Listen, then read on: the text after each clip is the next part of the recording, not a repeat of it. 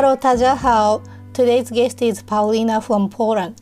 She is currently studying for her PhD in Beijing and also passionate about language learning. Today, I will ask her studying journey in China and how learning Chinese has been impacting her life. Paulina, can you briefly introduce yourself, please? Sure, thank you so much for having me. So I am a Polish girl, as you said, and I'm 31-year-old, kind of old student in China. Before I did my master's degree in culture and Asian studies in Poland. After that, I decided to pursue my dream in Asia and start my PhD in sociology in Chinese language. And I'm studying right now in Beijing Normal University, Beijing 师范大学. And I'm also a content creator / study account on Instagram where I'm sharing my learning Chinese journey, and as well I'm helping other people to stay motivated. Thank you so much. I remember that we are originally connected through our Chinese language study because my Instagram account used to be more of study grammar account before. Now I am sharing more of my daily life and other things. Oh, yes, I remember. I just decided to follow you because I've seen that there is someone on higher level Chinese that is trying to pursue and is studying in China because you were doing the studies in China. So I wanted to learn something from you. I wanted to know something from you, how it is in there. It's so inspiring that you are now studying for PhD using Chinese language in China. Yes. You kind of pushed me. Really? I got so much motivation from the people that I was, that time I was in Europe and I didn't know that much people that actually studied in China. So connecting with all of these people on Instagram was really a huge kick for me. And I've realized that I can do this, I can do this too. Other people are doing it. I can believe in myself and maybe challenge myself, because many people said that, maybe you can try it in English, or maybe you can At that point, I was crazy. It was COVID time, and I've decided that I'm going to be the crazy person and I'm going to pursue this in Chinese. And that's what I did. I'm not regretting. What has actually pushed you to start studying Chinese language? Actually, there's a couple of things that made me study Chinese, because before, when I was a child, I was kind of inspired by my dad, that he was watching some Hong Kong movies and stuff. I know this is the Cantonese and I didn't know about this that time when I was a child. But later I've learned more and more. I saw the pictures from there and I was so into the architecture and nature that later it just made me feel maybe I want to know more about China. And also, funny enough, that time we didn't have any textbooks or any books that related to the language. So actually, the only thing I could get was Japanese at that point. And all of my friends, they were reading manga or whatever, so they were just telling me I can learn the Japanese, but I wanted to stand out. Unfortunately, that time we didn't have any textbooks, so I had to kind of wait. I thought when I started my bachelor and master's, that time I thought that I can learn Chinese at the university. Unfortunately, I couldn't get to the major that I really wanted, so Chinese studies. So in the end, that time I started to learn Japanese. But there was one point that actually my studies and learning Japanese also pushed me to go somewhere to Asia, to travel to Asia. And I traveled to Taiwan. And since Taiwan, it all started. It was just a magical journey that I realized that the language sounds very nice to me, feels like home. So this is the time when I actually started to learn Chinese. This is the first time I bought the textbook to learn Chinese. And at the beginning it was all fanjizi, so all of the traditional characters. And later I just moved to the simplified one. And after I already know that I want to go to China, this is the time when I've switched to the simplified characters, and I started to really pursue and really study hard to get to China. So your first encounter to the Chinese country started with Hong Kong and then Taiwan, and then now you live in Beijing, right? China, the mainland, was always somewhere in the background. I was always reading, or just because my mom actually inspires me to read a lot about cultures, and she bought me sometimes some books, or just get me some books about some cultures, and one of them was Chinese culture. So I was reading about this. I was just trying to, when I was growing up, the internet was not as it is right now. So I couldn't get all of the information from the internet, so the books was something I was relying on. That's how it mainly started, that the Hong Kong was the first thing. Later, in the meantime, there was somewhere that China appears.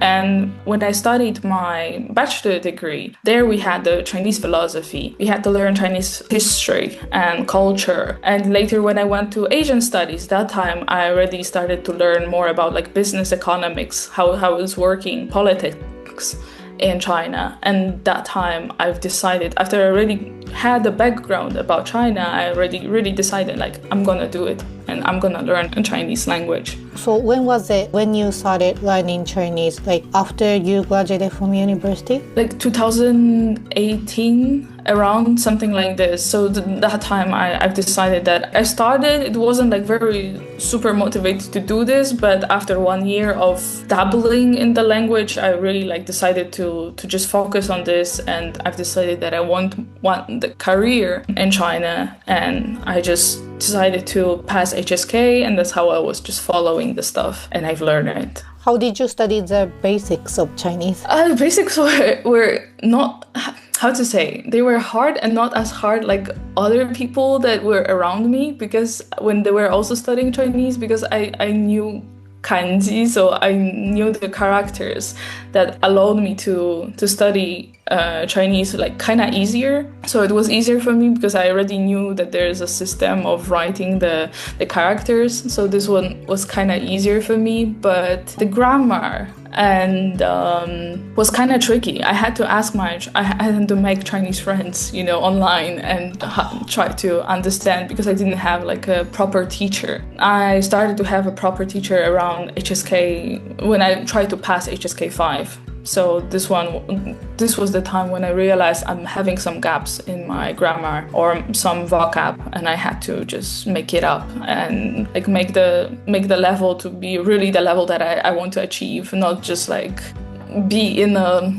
like a lost child in the forest, Because studying alone, like studying by yourself, it's kind of like this. You have to by yourself, like trying one method, trying another method, this work doesn't work, reading a lot about this, and also like connecting with people just like you, right? So this helped me a lot. I understand what you mean. Studying alone, it's all about how we can keep ourselves motivated, I think. Exactly. And I try to just find the motivation not only through like knowing what is my goal, but also like from other people. I wanted like the good vibes, let's say, right? Like I wanted to have, a group that can make me feel that it is possible to reach a goal, to reach a fluency or something, because not many people around me could speak the Chinese. So for me, it was just like, I don't know how I'm gonna do it. Nobody can speak it. Nobody can do it. So the community for sure helped me a lot, and staying like persistent. I saw that other people are studying that day, and I didn't feel like so. And then I saw someone posted a picture, and I'm like, okay, let's do this. So you said that not many people around you were studying Chinese language, so that means like you try to find study the people who study Chinese outside of your community, right? I mean, like in country. Yeah, because most of my friends at the time were actually learning Japanese or Korean at the Asian studies, or if there were some people learning Chinese at that point, like if they knew that I learned Japanese that time, they would be like, oh, you're a traitor.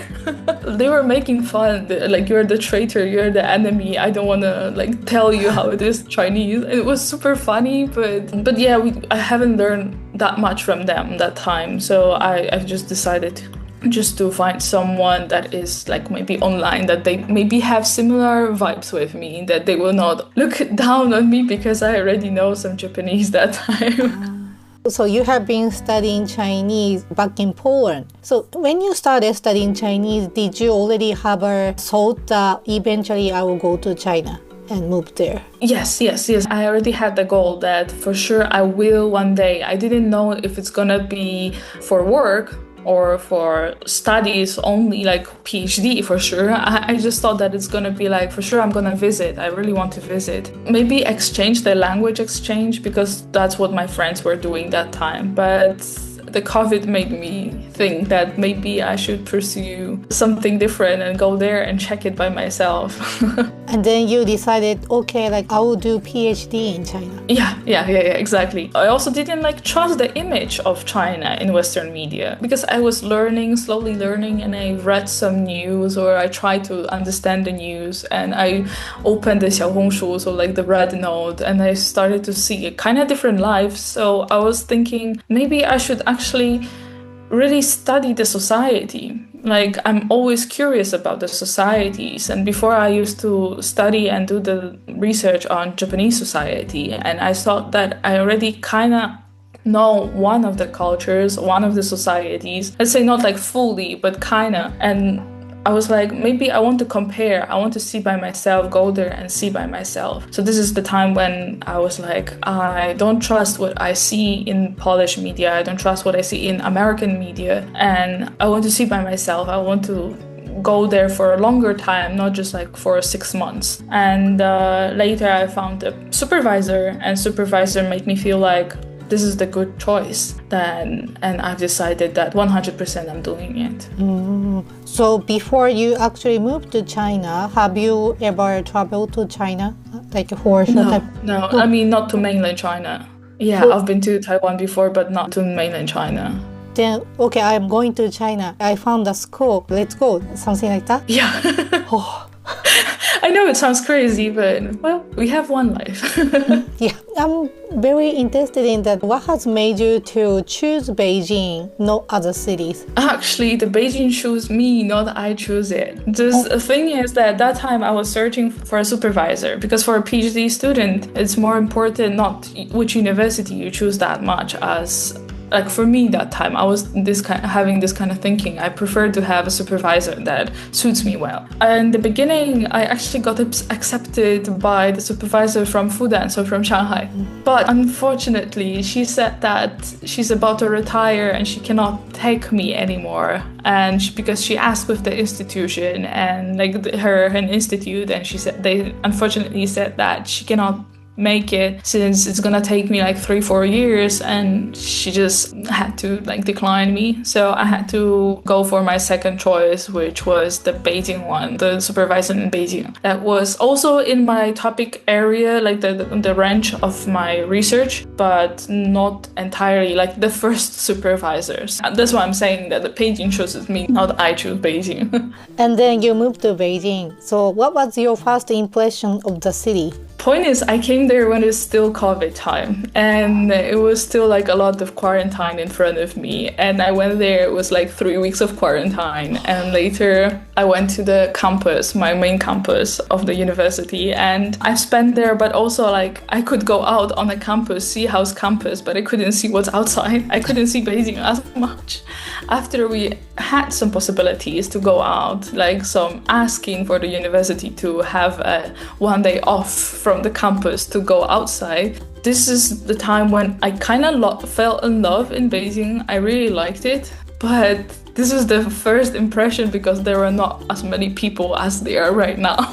Yeah. So I really loved the Beijing that is not crowded, that there are not too many people in there, and it's not as noisy as it is right now. And the Beijing made a really nice impression of me that time. So for studies, for being a student in there, I think it's quite fine. It's really nice, but for work, I don't see myself in there.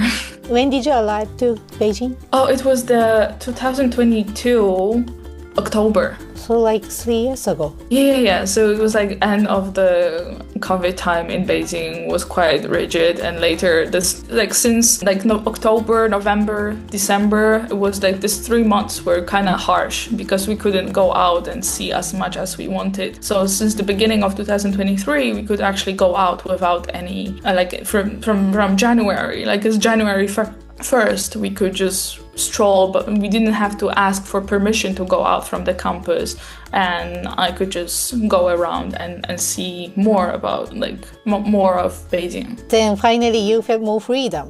Yes. So after you started freely going out to the city and seeing what's happening in the city, how has your impression towards Beijing has changed?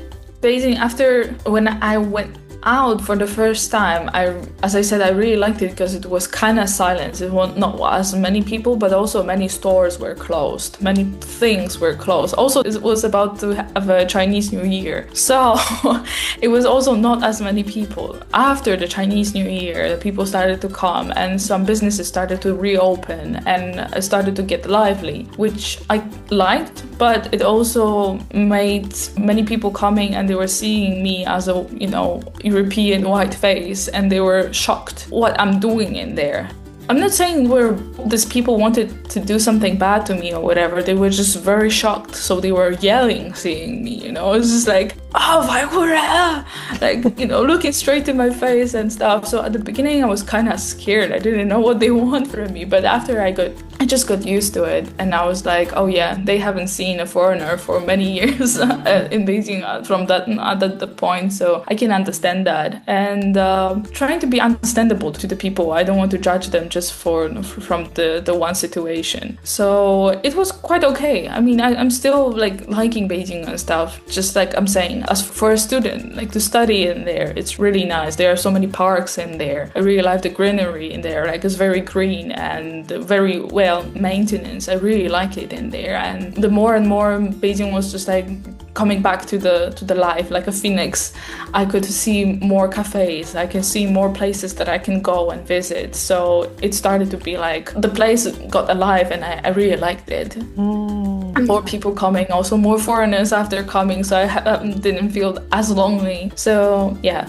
I also hear that Beijing doesn't have as much foreigners as Shanghai has, I heard. Yeah, exactly. So there are the foreigners, more is just people from the Southeast Asia or from Asia, but not as many from Europe or America that I'm kind of let's say used to it, because I used to live in America or used to live in Europe. I'm European, so I couldn't find people my people. I had a couple of my friends, and we still stick together till today, because we felt kind of lonely that time. We didn't have anything that is related to our culture or anything that make us feel more homey in Beijing. This is actually still till now. There are not as many people from the culture that I come from. So it might be a little difficult to stick in a community with people who has a similar background with you, I guess. Oh yes, exactly. And this is for sure. And also one of the point is maybe I might find more people.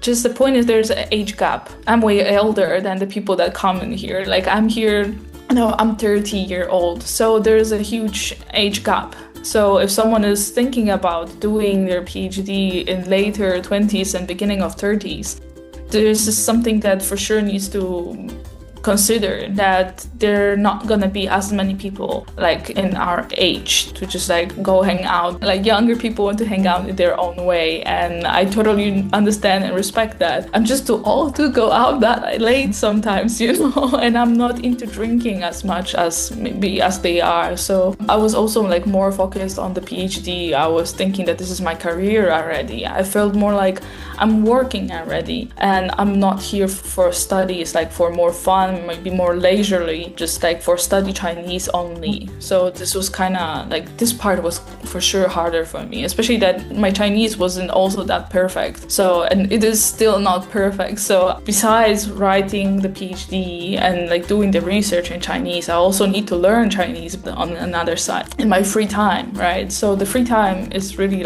I don't have it that much, to be honest. So someone, if it doesn't feel that fluent in Chinese, I felt at the very beginning, then it can be tricky. So finding a community that time, you don't have the time to find a community, unfortunately. You don't have the time for yourself, just for hobbies. At some point, I felt I didn't even have the time for the hobbies, so I don't even have time for the people, for other people. This was really harsh at some point. I understand what you say. How we use our time will be changed time to time. So the order that you get, the time with yourself alone or closer people is more precious, I think. Yeah. So this is something that, I had this like transition from 20s to 30s and I was in China, and this is already the time when you're starting to think more about the career, like you're more career oriented or maybe more family oriented. You want to have a family, you want to have something. So this is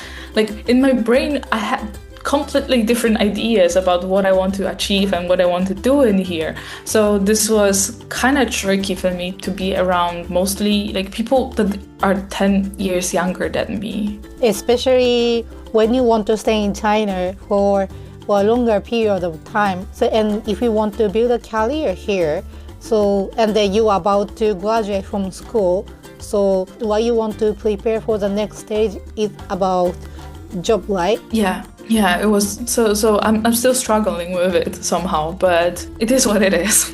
Yeah, understand. So now you have been living in China for a couple of years. What are the convenient part and inconvenient part of living in Beijing to you?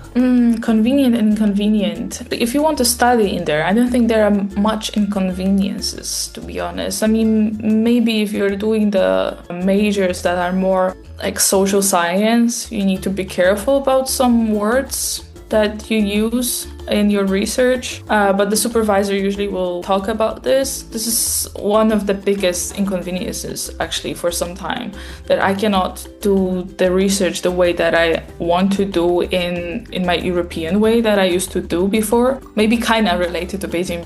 After I can see like traveling around China, I've realized that this is maybe one of the inconveniences. So if someone wants to do the social science or arts, I would like recommend to go to the south, which can be better for them. And other things, I don't think that there's anything that actually could make me feel that for me, a city like a city doesn't influence me as much. Or maybe because there's not much happening, like many conferences, like especially for English-speaking people, or it's morely like oriented around only Chinese speaking, or just like, for example, for the social science, it's not as much as I would assume it's gonna be. It's mostly in the south.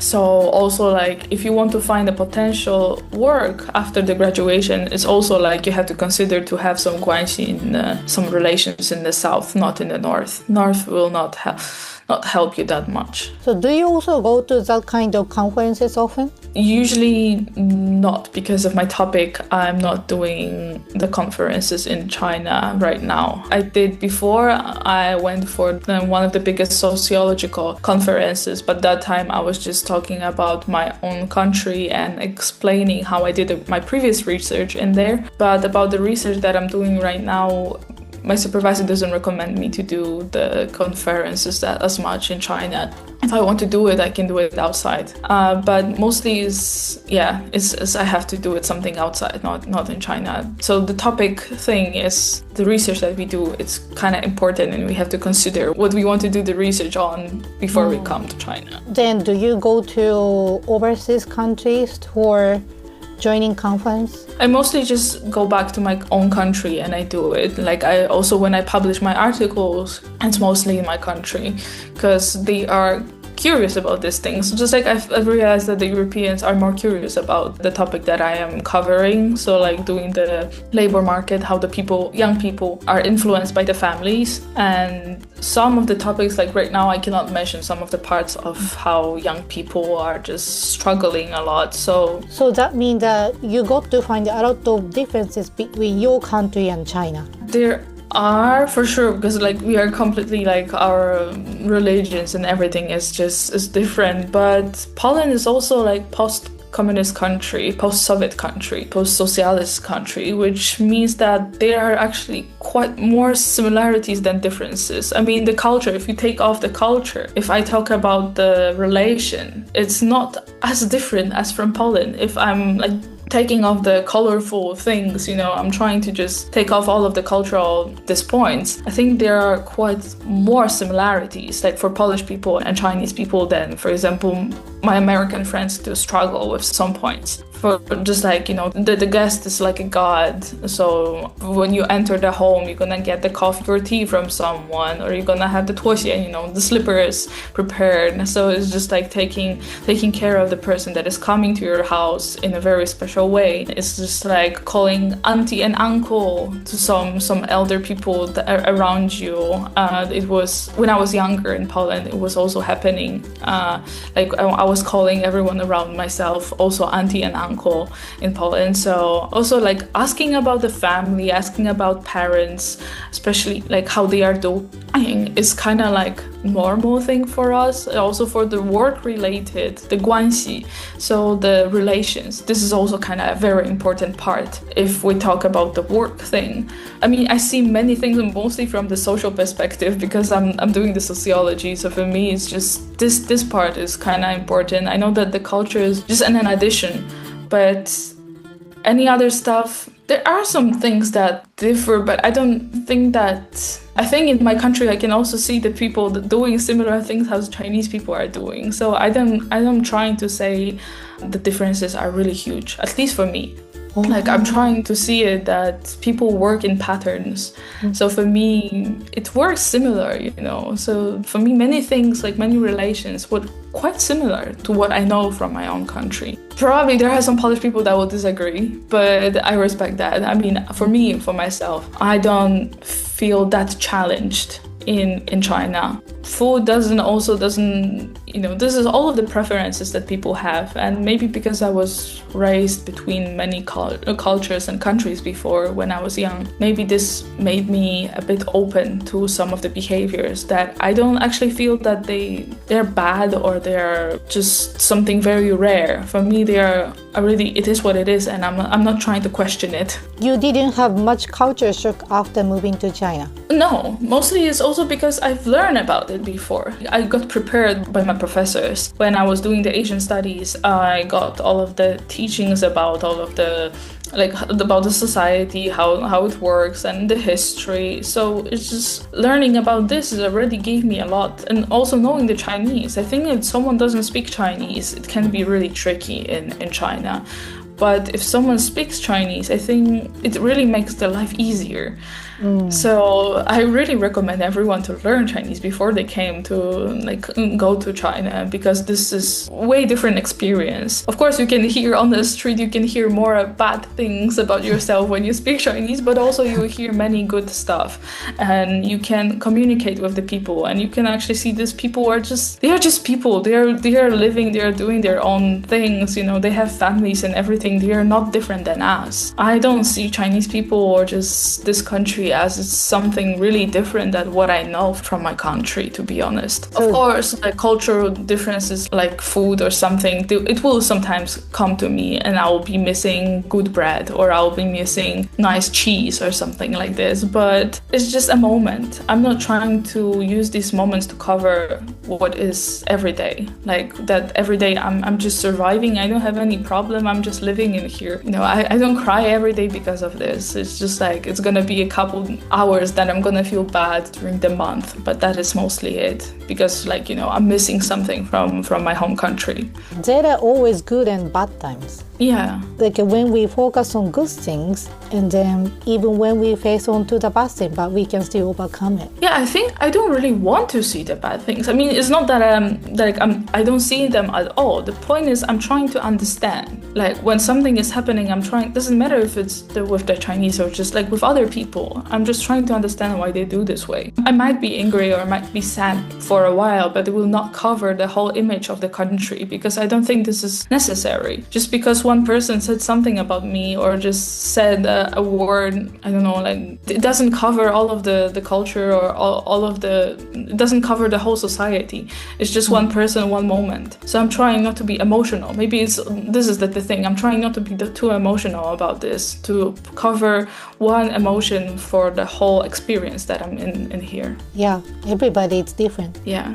So just like having an approach that they are just people, and they are living their own life, and they actually don't care what exactly we are doing. They will maybe say a few couple words, but it doesn't influence your life. I mean, their thinking is their thinking, your thinking is your thinking, so just let it be, and that is all. I'm not trying to judge these people. I'm just trying to live with it, and it's fine. I'm not feeling that challenged, to be honest. Did you find any similarities or differences between Polish people and Chinese people in terms of their communication style? Before I came here, many people said that Chinese people might say not directly things that they want, but I actually disagree. And they say similarly things like Polish people. Like the way how we talk, I think is kind of similar. The way how we express ourselves. Sometimes for sure the logic is different. And I do struggle sometimes, like for example, even with my fiance, I can struggle sometimes. I'm not understanding the logic behind. But I don't think that one person also represent, or just one or couple persons represent all the logic of all of the people. For me, everyone is different. So I'm not trying to put any label like everyone is the same and every Chinese people do the same, because China is also huge. Yes. We need to remember this, that China is huge and the people from the south are different from the people from the north. The people from Chengdu are different from the people from Shanghai, right? So we need to consider that Chinese culture and Chinese behaviors also differs. So it's the same as just like, I think we can think that China is just like Europe has so many countries and so many styles of talking and stuff. It's the same in China. And I'm trying to just not to put a lot of labels, and I'm trying not to see as many, like say that all of the Chinese people are like this. I don't think that they have anything that I would just put on them that every Chinese has it. There's no such a thing. So I cannot even see it because maybe because of my majors before, they made me to think about the people in this way. So it's really hard for me to put any like strong opinion or like very strong label on someone. I don't think it's also necessary, to be honest. Understand that. I also have lots of Chinese friends who are from everywhere else. It's so interesting to hear that the people who are from the smaller city oftentimes tend to say, oh, Shanghai ladies are blah blah blah, or Beijing people are blah blah blah. So even the Chinese people say that way. Yeah, they do. Yeah, I mean, there's some common characteristic, but it's just like Beijing people tend to be more serious or just overworking, or just if they are like Beijing people, they want to go abroad, that they want to stay in Beijing, or they will say that Beijing is, like to other people, they will say that Beijing is bad, but among themselves, they will say Beijing is good. Of course, there are this kind of things, but exactly, it doesn't mean that all of the Chinese people are this way. They are just depends on where someone comes from. So maybe if you ask me how Beijing people are, I can tell you a bit about this, but I cannot say about whole Chinese people because like there's so many people in here. It's really hard to say. I can say about the Beijing people, the younger people. This is also the thing that I need to distinguish between the elder people and the younger people. Younger people are more often open-minded and they want to know more about the world that is outside China. But the elder Beijing people, they would just love their life in Beijing and they don't want to know that much from other countries. Of course, not all of them, but because we also need to look at how much money they have, from which status they are, which status they have. So there are so many things that we need to consider when we talk about the people from each place. So I think still sociology is haunting me, and this is the idea that's really hard for me to put the label on the people to say. Yeah, each generation, the communication styles are different as well. Yeah, exactly. So, I even know the people that are around my age. I had the students before, so because I had to teach at the university, and I've realized that the students or the people that I did the research, like interviews with, they are completely different people, and it's only 10 years difference, and their ideas about the life and everything are completely different. So the people around my age, they will have actually similar ideas about the life, but the younger people, I don't understand sometimes, It's just the same if I would go back to Poland. I would not understand young people, so it doesn't matter from which country they are. I would just not understand because of the generation thing. Because the way we think is different. Yeah, because we are different states. stage, right? Just like as we said before, like I'm at the different stage of life as the younger students that come here, foreign students, international students that come here to China. So there are so many things to actually, of course, sometimes when I'm going to be angry, I'm going to say something of these Chinese people, but it's just an emotion. It's not really what it represents. It doesn't represent China. It doesn't represent whole Chinese people. I think this is one of the thing that media made us to put a label, and this is why I didn't like the image of China itself at the very beginning, and why I actually came here to see it. And I realized that there's no such a Chinese people.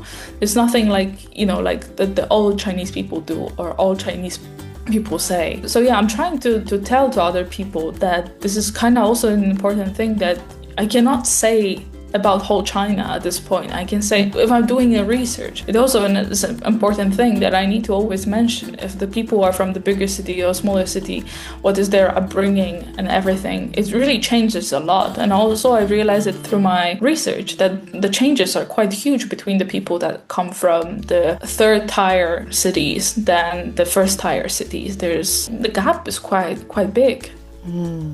Probably because of like how much information they can get and the kind of people they are around. Yeah, exactly. The environment influences us a lot. So yeah. What was your most memorable moment in your life in China? Most memorable moment? I think it was the first time that I actually left Beijing and I went somewhere else. Because before I was just seeing the China from the perspective of Beijing. But of course, Beijing is a very special city. It's way different than other cities because it's full of government and full of like politicians, and it's just like very oriented on these. So this was like a breakthrough for me. And I haven't seen anyone checking my passport outside. This is kind of like a huge moment for me that I saw that China is not like Beijing and Beijing is not like China. That we have to distinguish these things. And it is a capital. I think most of the capitals work this way because they are more political oriented and they are more protected. And they have their own reasons. So I think that in my own country it's the same. Like the capital is a special place that it's mostly for the government thing or the political thing. If you want to do something very important, then you will go in there. So when I went for the first time, I went to Tianjin. So it's not that far away from Beijing, but it already changed my idea about China. And this was the time when I decided that I want to see more. So later I went to another city. And I think with every city that I was going, it was kind of like very memorable and very like breakthrough from my idea about China because they differ. So each city differs from each other. Like, of course, it's obvious, but really the difference is quite huge for me. Like, I thought there are some similarities between the cities when I see in Poland, in my own country. I can see some similarities, while in China, it's just like you're going to a different province and it just feels like different China, It feels like it's a different place. Like, it's like a different country sometimes. So it's really interesting, and I think this thing, that the first trip for me, like going outside from COVID time and later going to the place that is not affected by the COVID idea how I had because of the Beijing. So later I started to feel there, like I see how it is in there, and I was like, wow, okay, so I should not think about China how it is only in Beijing. So this was a very like a breakthrough for me, very important thing for me as a researcher, because I'm doing it. So for me as a researcher, this was like a big thing. Also as a person itself, also it changed me a lot and gave me a new perspective on China, on people in China. Like how it's been changed. Even people in Tianjin, they were even asking me if I'm from Xinjiang because I could speak Chinese, or, because I'm like white, and they were thinking that I look similar to them and I speak Chinese, so I must be Xinjiang people. So I was just like, this is very interesting. And also the way that the pace of the rhythm of the living is not like in Beijing. The way of the clothing and everything, the fashion, the buildings are different. And I realized how history has a huge impact on the city and on people. This was something that I was like, wow, the culture, like the architecture is way different. And architecture represents the society as well, what happened in the society. So I was just like very wow, I cannot see China the way how I saw before. I need to open my mind more on it. Understand. The more you know about China, the more you realize that I don't know about China well, so I want to know more. Exactly. The more you know, the less you know. This is the very important thing, that when we just come for once and see something in China, like for travel, even for a few days in China, we cannot just say that everything is like this. No, the more you go, the more you see, the more you read, you will realize there are so many small details, there are so many differences between it and so behind it. So this is very like magical thing, actually. That is why we want to get to know more about China, right? Yeah, we should. I think people should know, because when I'm thinking about how is the image of China for people from my country, they don't actually know much. I'm not saying looking down on these people. The point is that media doesn't show us a lot. They will say what Beijing says, right? And it's mostly the political thing. So people will know that the capital is China. They will know that the China is huge. They will know that there are pandas and bamboos and rice and, the very stereotypical things. The people speak Chinese or Cantonese. They will know some of the things, but not as much. I would say, like, for example, even my grandma, when I said that I'm going to a forbidden city, she was like, but it's forbidden, why you're going there? I'm like, oh my God, grandma, it doesn't mean this.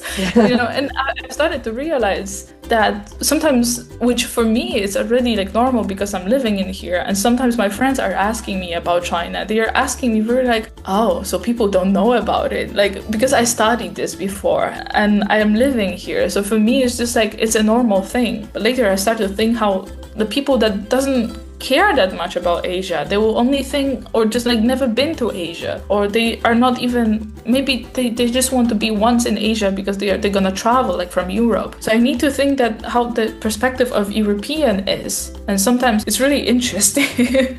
So the ideas of China kind of changed recently because of the Xiaohongshu, the red note, right? That opened up and more people started to use the app. So the image of China changed a bit. And I'm glad that more and more there are people doing actually some social media, that they are showing how, they don't have to be popular, very popular. It's just like, they just show simple life in here. I really want to see more people showing the simple life in China, because it's different from the traveling videos, right? And it's different than just like when someone says from media, like huge media. So I really hope that there are more and more people that will actually just show their simple normal life in China, how it looks. It's not that far from what we have in different countries, to be honest. I don't really like how the image of China is demonized, how China is just, many people just see it through the politics, and I don't really like it, because China has a lot to offer. So I don't think we should just see it through this. This is why I have my personal account when I post about China and my trips or whatever. And I also have the account where I talk about learning Chinese and how it is in China.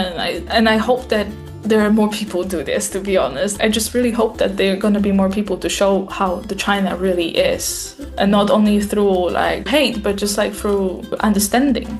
Everybody doesn't have to be very professional to post photos or videos. They just can totally. post. Yeah, that's what exactly. That's what I mean. That I really hope that someone's just like, you can go out, like, then take a picture of the neighborhood and just show it to people. Just like, I want to know more, and I hope that other people want to learn. I don't know if everyone wants to learn more, but I hope they have this idea to learn more from just regular people, not only from media.